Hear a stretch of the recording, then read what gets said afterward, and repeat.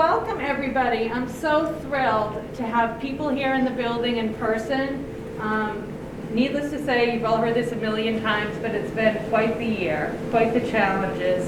And I am so grateful that this group of students was able to pull off this endeavor in 2 short months. We decided we were going to do this in April. Half of these paintings I saw for the first time this morning. These students, made these fit into their cars, borrowed cars, jammed these huge canvases in, and worked so hard for weeks on these. So I am beyond thrilled with the results we got. As you look around the library, this is our 10th year of creating mural paintings for the library. And every year it's a different theme. You can see there's an animal theme up there. There's a food theme on that back wall. Matisse, all different artists. But this year, I talked to the girls about it because the conversation came up that many times students come into this library as freshmen and they see these paintings and they get inspired. They think someday I could have a painting up there and I could really feel like I'm part of the school. So some of these students felt that way, and we just started the year. We normally do them the spring before, so right now I'm usually doing the ones for the students that'll be in the building next year. But these seniors sort of quietly told me that they were disappointed, a little disappointed they never got to do the painting. So we got the paintings underway, we got the materials, and they gave me some really good feedback. In the past we've copied master paintings to sort of learn how to mix paint and learn their styles. But this year we took a different route. Some of these seniors, and Alyssa, who's a junior, had the idea, I don't want to leave you out, Alyssa, my lone junior, had the idea to not copy a painting, but to start with a photograph and be inspired and show their own styles. So what we sort of brainstormed together was to work with what you call macro images. And macro images is just a fancy name for really zoomed in photography, and it usually features nature. It features natural forms, things under a microscope, animals, plants, flowers. So what you're going to see today are photographs from nature that they have chosen, and they chose them for specific reasons, their personal preferences and so on. And they've created a painting in their style. So that's what's kind of exciting about this group. It's nothing like we've ever done before. We're not trying to copy another artist's style. They're really showing their own style, which I think is really remarkable. So I'd like to begin with Hadisha Miller. Hadisha, can you tell us a little bit about the subject matter you picked and why you picked it? So I picked a flower and iris, and I picked this because of the colors, the bright purples, and I was able to blend it and make it look beautiful. And also the beautiful yellow that's in the middle of it, it just creates a little beautiful centerpiece. Okay, cool. So let's go ahead and unveil Hadisha's iris painting.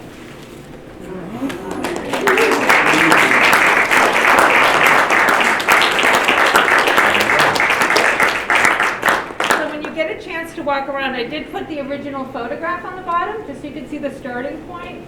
So Hadisha, what was one challenge that you found making this painting?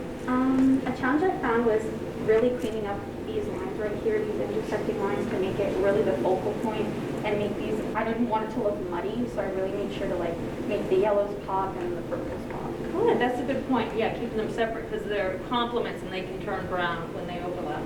Thank you so much. Beautiful job. So next we have Caitlin Coombs. Caitlin, tell us about your subject matter and why you chose what you did. So I chose a bee, and I chose it because my style is kind of different. I don't use a paintbrush, I use a palette knife, so I wanted to add a lot of texture. And when I saw the picture of the bee, I knew that I could add a lot of texture to it, so I was like, oh, that'd be pretty cool. Wonderful. What was the biggest challenge? The center, where the face is all yellow, it was really hard to do different values and stuff. Okay, great. Okay, I think we're ready to unveil Mrs. Manny. Wow.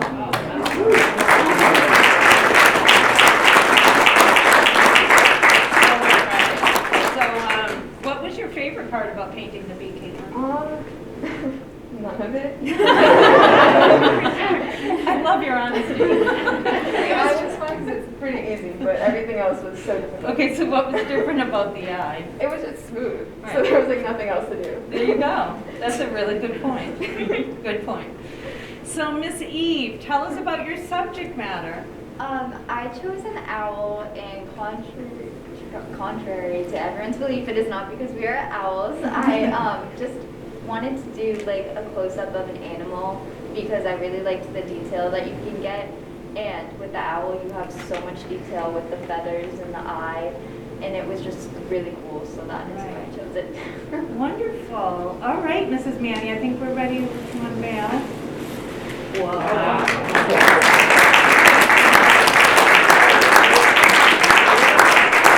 So, Eve, was there anything that surprised you about doing this that you didn't expect? This, The whole thing? yeah. It was very, I was very nervous to see how it would turn out, and I did not think it would look like this. Tell me how it's different than what you thought. I didn't think I'd be able to get as much detail as I did. Yes. It's almost hyper-realistic. It's like you took that information and put it on steroids. It made it like so much better than the photograph. So really, really great job. Amazing. So Miss Faith, I just saw Faith's painting for the first time. She's one of those students that worked diligently on her own, and I'm so impressed with the results. Faith, can you tell us a little bit about how and why you chose the lizard eye? So I knew I wanted to do like some sort of eye because I found this like photographer online who did like beautiful like photos of like just animals and like eyes, and I saw that one. I was like, I really want to do that one because I like the shape of like the pupil. Yeah. It was so different because it was kind of like abstract. So Right, really I know. wanted to do Speaking that of the pupil, I texted Faith a picture because I thought the pupil was a horizontal. So I'm glad that we had that conversation because Yeah, you'll see when that's she true. unveils it, it's a vertical pupil. I think we're ready, Miss Manny. Wow. God.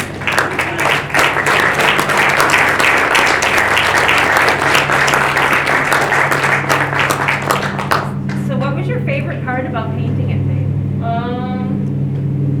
I really just like that whole section over there Yeah.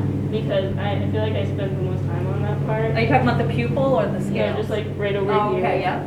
Because I really wanted to be like blended but also have texture. So I Yes. like how that came out. Yes, a lot of blending. That's beautiful. What was your least favorite part?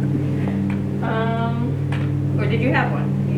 Probably just like the positioning and having to use so much paint because I'm not used to doing such big paintings. Yes, So- yes.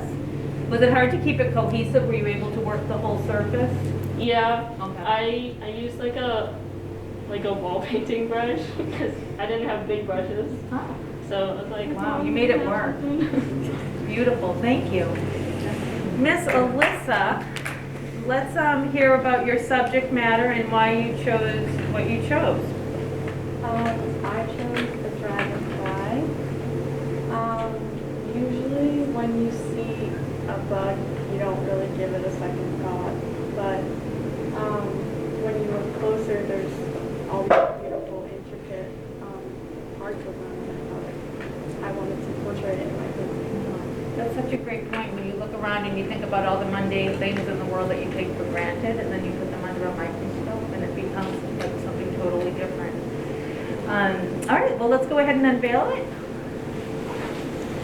Wow, that's beautiful.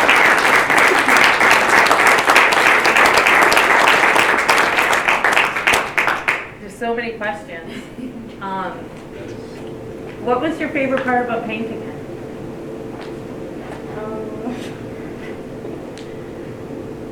I don't think I You didn't really have one? Did you have a least favorite part?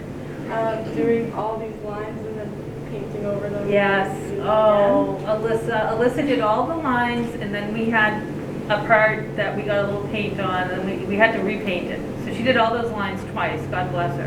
And she took this home pretty much unfinished before the long weekend. She had like nothing done on it. So you can see why I'm so impressed. She did this on her own in about 3 to 4 days.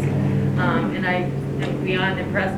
One thing I really love is how it almost feels like stars back there. And this is an instance, when you see the actual photograph, you're gonna see how much justice she did it, and again, how almost hyper-realistic and cool like, you'll see it up close. It's like a whole different experience, but that's amazing. Great job, Alyssa. Miss Liz, tell us about your rope. So I was unaware that everyone was doing nature because I take this class as an independent study, so I'm not in on the news all the time. But I just looked up macro images on Google and I found this rope one and I was like, hey, that's pretty cool. So I started painting it. Yeah. No, I mean, they're not going to believe it when they see it. It's like, it fits in perfectly. It still feels natural. And I knew that when you picked rope, I was like, oh, that still fits in. So believe me, I would have flagged it if I saw it. But it's amazing. So let's unveil it. And, oh, wow.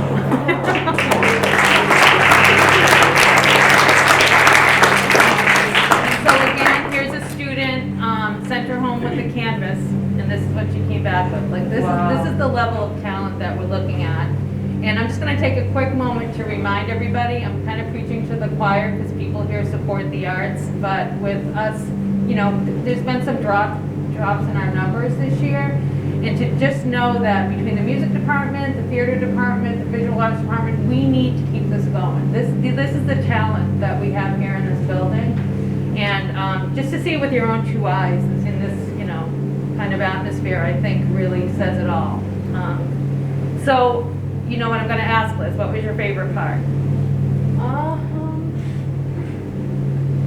I think, okay, I actually enjoyed doing this because it looks really intricate, but all I did was just a bunch of like paint brushes back and forth, like the whole thing. Yeah, well, that's So- what somebody with a lot of talent. I wasn't really paying attention. No, but I do kind of know what you mean because you had a technique going, right? Yeah. Like you just blocked Just it go in. like this. Once you did one row, you just kind of kept that technique going. But you have to understand that not anybody can do that, and it's really, really impressive. So, was there anything challenging about it? Probably the most challenging part was finding a card big enough to fit the canvas in, and then That's like bringing fair. it back and forth. That's fair. I made a joke about it, but it's true. Every year there's someone that comes back in the building that Mrs. Currier it didn't fit. So it is a challenge. Well done. I don't even know what to say. It's really, really impressive. So Max, last but not least, Max, can you tell us a little bit about your choice to do mushrooms? Yeah, so I picked mushrooms because when you look at them up close, they're just like wild. Like they just like the blending and like any light source on it just makes it look so cool. And for something in nature, they're just like so bright, and I really like the yellows and browns and like these warm like reds. So yeah. Yeah, okay. Cool. All right, Mrs. Manny, if you could do the pleasure. Wow. So cool.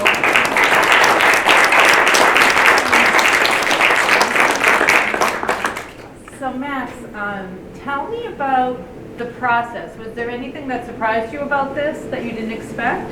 Yeah, so normally when I paint, I like to do like one layer, another thing over it, another thing over it, and it like slowly develops as a whole. But with this, each of these have to be blended individually, and just because it's paint, they all dry. So I literally had to start and finish one thing, and then move on to like completely restart and finish another one. Uh-huh. So just like the process got really messy. Interesting, because it still feels very unified, even though you felt like you had to sort of focus on each one individually. Wow. I love how they pop. This is a great example of his style coming through, because when you, again, he made it hyper-realistic keeps coming to mind, because the colors pop more than the photograph, and there's more dimension than in the photograph. So I really look forward to people taking some time in a few minutes to walk around and look at the original and then look at what they came up with, because it really is just a point of inspiration. They're really not copying, but they're taking that and adapting their style to it. So thank you all so much for coming. We're going to do a few pictures, but after that we invite you to come up and look at them up close and look at the photographs they worked from. So thank you so much.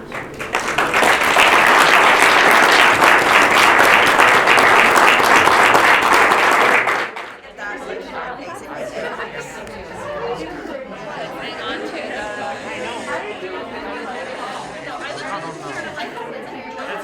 like 10 years. Like, it was like